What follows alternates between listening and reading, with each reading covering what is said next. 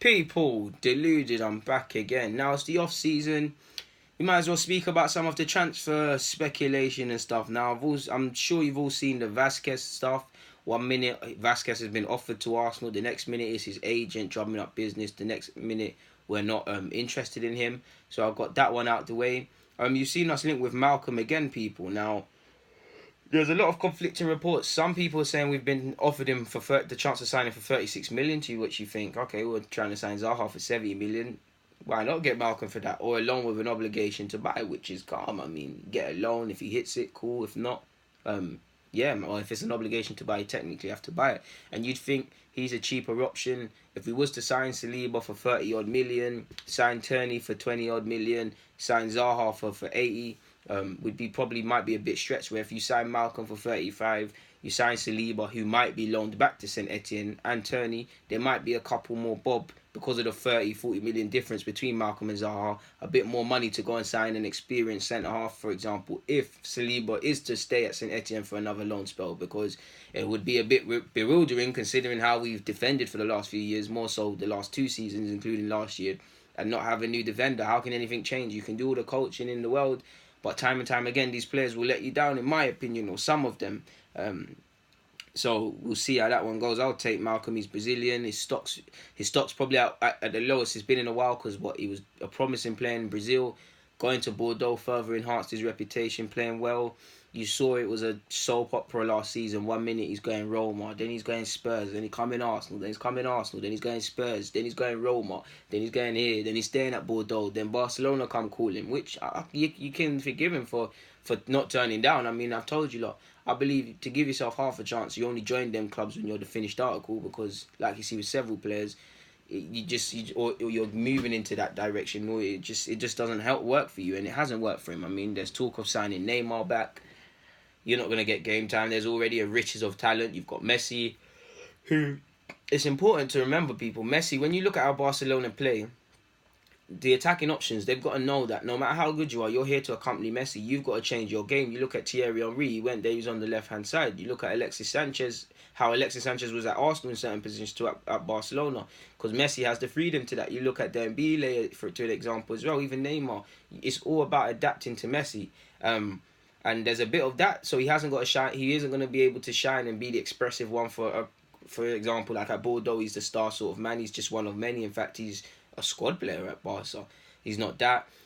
He's never going to play over Messi, but you've got Messi, you've got Dembele, you've got Suarez, you've got Coutinho, whose future's up in there, starting big games as well. It's going to be pressed for options, and you bar the odd occasional rotation or your manager giving faith in you, you're not going to play. And did Valverde really want you? Because it seems like he's just a real squad player. So I wouldn't mind him, people. You've seen apparently Leeds United are interested in signing Bielek to replace Janssen. I don't know where he plays. I assume either in midfield or defensive mid. So yeah, you could imagine Bielek's going to have a lot of interest from Championship clubs. He's the one he was at last season, promoted Charlton. Maybe Luton want to go for him. Maybe relegated teams from the Premier League want to go for him. He has got interest from Germany and other clubs. So it's going to be a decision he has to make when he's finished his holidays. Is Unai Emery going to give him the chance to compete in the squad and earn his place? If not, he needs to go somewhere else. He's got 2 years left on his contract. Is he going to sign a new deal and be promoted to the first team, or a new deal and loaned out again and given a chance next year? Who knows? He needs to find out, because he's 22 in January. Can't do the under-23s football thing with question marks over our defence and question marks over who we're bringing in. Even if we're bringing in Saliba and he's being loaned back, if you're not going to be given a chance under these circumstances, especially how we played last season, you never will. So you might want to move on. Hope he stays, but I personally think Bielek will be moved on this summer, or will move on. Apparently we're back on the Ryan Fraser trail and things like that. I know Wilshire's been chatting to him, because apparently the Zaha deal's been a bit of a dead end. For me, if I had to take a guess, we're going to try very hard for Zaha, and it's going to ramble on. If it doesn't happen, Malcom, assuming other teams don't get involved, it looks like it can be done. And Fraser looks like he's open to leaving Bournemouth. It looks like that could be done very quickly and stuff like that. And whatnot. So we'll see how that one goes. Apparently, apologies, Elneny Chambers have been offered on loan in regards to that, or been offered in general. Something tells me Emil Smith-Rowe might be added into that. Off topic, Carl Jenkinson apparently was seen at Liverpool Street on Friday getting on the train heading towards Norwich. but he was also seen at training on Friday. So who knows? Did he go for talks with Norwich? Did he actually go to the area of Norwich, or was he going somewhere else? Who knows? We know Palace have been linked with him. Celtic have been linked with him. Quite a few teams have been linked with him. I mean, if Norwich do want him, I can't imagine playing him over Max Aarons. But you might as well get him Jenkinson and try and throw some money across for Max Aarons. To be fair with you, offer a player on loan. Apparently, Koscielny has met with Arsenal's recruitment team in the past week to have his contract terminated. And like I said, man, he shouldn't have been given. I remember when him, Giroud and Coquelin signed new deals, they shouldn't have been giving it to him. Koscielny's contract should have been running out now. Koscielny had a good season last year, but he's shown at times he's fallen off. Whether it was like against United when he's being forced into wide positions, whether it's losing his marker in the final, losing Giroud in the final, he's shown that he can be a competent member and sort of, I wouldn't say our company, but like be a company of sorts for us in that when he's called upon, he can do his thing. And company played way more games than him, forgive me if I'm wrong, or maybe the same amount. But he's shown he's declining, and it shows the trouble we're in the sense that if Koscielny is our most regular defender next season, we're in trouble because we're playing a dangerous game. He is past his best. He has got an Achilles problem and whatnot. Crucially, he's of the wrong age of 30 where we need to be thinking of the future. I'm all for keeping experience and stuff, but I must admit, Koscielny keeps talking about wanting to move on and stuff. So if your heart isn't here, if you genuinely want a new challenge, let the man go. Don't agree with terminating his contract. I mean, yeah, you could say he's been a good serviceman. We can offer him for free, but you should have, if you obviously... hindsight's a wonderful thing. Having foresight's a wonderful thing. He couldn't have seen that he might have wanted to go to Bordeaux, who he started following estate agents and following them on Instagram and stuff. He might not have known that when he signed his deal, but there should have been an escape clause, or he should have factored that in. I'm all for moving him on, minimal fee, letting him go and do his thing, or just letting him see out the year. I actually don't care. Personally, on one hand, I just want players that's hearts of... Apologies, people.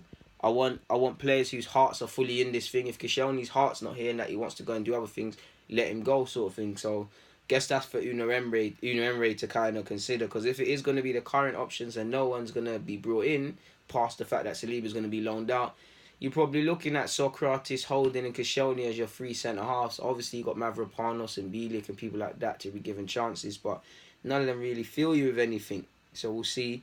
In that regards... Finally, we've got Kieran Tierney's agent's been talking a bit. He said, if there is a time for Kieran to go, it will be up to Celtic. It will be up to Celtic, Peter, Lowell and the board. They have signed a left-back because they need one because Aguirre is away. So I don't know if that away business means they're selling him, he's leaving or whatnot, but it is what it is. He's gone on to say, Kieran loves Celtic. He absolutely loves Celtic. Will there be a time for Kieran Tierney to go? I think that there will be. If it's just now... Sorry, people. I need to zoom in. If it's just now, it will be up to the clubs involved. Arsenal, Napoli, or whoever to then put the money on the table and make Celtic think. So that tells you they're ready to do whatever. They're not going to cut ties with Celtic and things. But if the offer's put on the table and things, which it probably has done, their heads are going to get turned slightly. I do think he wants to get the move done, but we'll see, man. I mean, we're being linked with Tierney, Saliba and Zaha, and I personally feel it's going to end up with Gary Cahill come the season ending. Big thing for me is, I know I want a winger in these things. I need to see a left-back and a centre-half come into the club, because if we're really betting on the same options from last season to improve defensively, we're playing a dangerous game, people. But in regards to the transfer news, oh yeah, finally, apparently there's been a breakthrough. TF1, I believe, and L'Equipe said there's been a breakthrough in St Etienne, and Arsenal talks for Saliba. He'll be loaned back. He'll be 30 million euros, and there's just a couple I's to dot and T's to cross. Who knows in that regards, people. But for now, people, DG, I'm out. Thank you for watching and rocking as usual.